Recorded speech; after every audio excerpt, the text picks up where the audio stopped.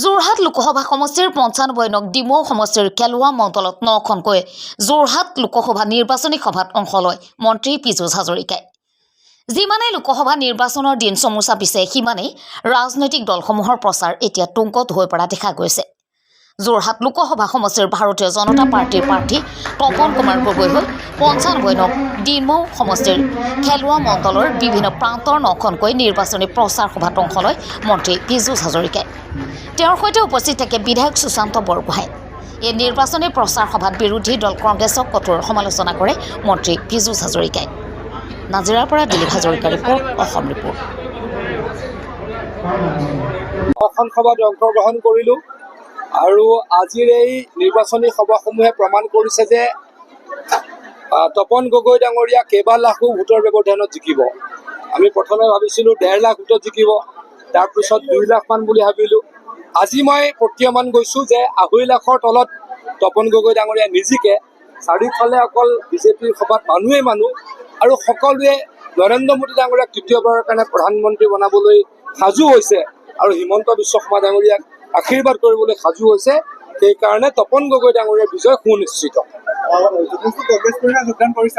আজিৰ দিনটোতে প্ৰায় 400 মান, মই আজিৰ দিনটোত আমি 9খন মিটিং কৰিছোঁ, 400 মান কংগ্ৰেছ কৰ্মীয়ে যোগদান কৰিছে। যোৱা এক সপ্তাহত মোৰ সন্মুখতে প্ৰায় 10,000 মানুহে, মই বৰাকলৈ গ'লোঁ, নগাঁৱতো থাকিলোঁ আৰু ইয়ালৈকেও আহিলোঁ। এইকেইদিন যোৰহাটতে আছোঁ, কালি মাজুলীত আছিলোঁ। গতিকে যোৱা এক সপ্তাহ 8 দিনত মোৰ সন্মুখত প্ৰায় 10,000 মানুহে যোগদান কৰিছে আৰু এইকেইদিনত চাগে গোটেই অসমত প্ৰায় 50,000 মান অৱশিষ্ট কংগ্ৰেছ কৰ্মীয়ে বিজেপি দলত যোগদান কৰিছে। চুনামি আহিছে, চুনামিত কংগ্ৰেছ নাইকিয়া হৈ যাব।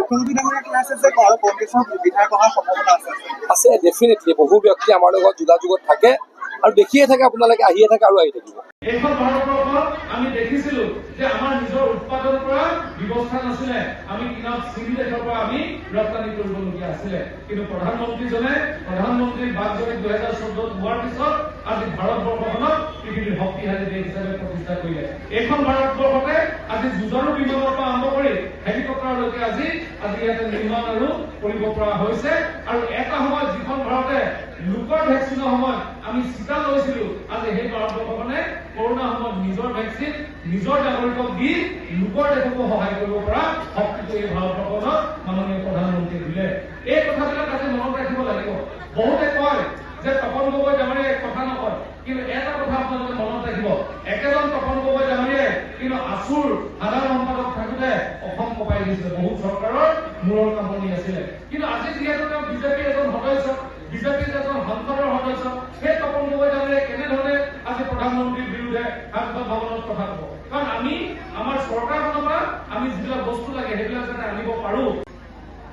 এটা অনুমতি বহুতে আছে, নোপোৱা কিমান আছে, নোপোৱা এই মাত্ৰ কেইগৰাকীমানহে আছে,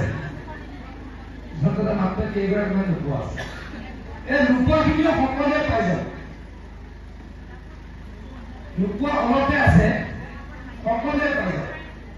মুখ্যমন্ত্ৰী ডক্টৰ হিমন্ত বিশ্ব শৰ্মা ডাঙৰীয়াই সিদ্ধান্ত লৈছে যে যিসকলে তাৰ ৰেচন কাৰ্ড আছে সকলোকে আমি কি দিম, অৰুণোদয়।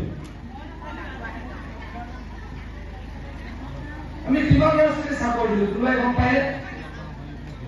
যোৱা 2 বছৰত কিমান ল'ৰা ছোৱালী চাকৰি দিলোঁ কোনোবাই গম পায়নে?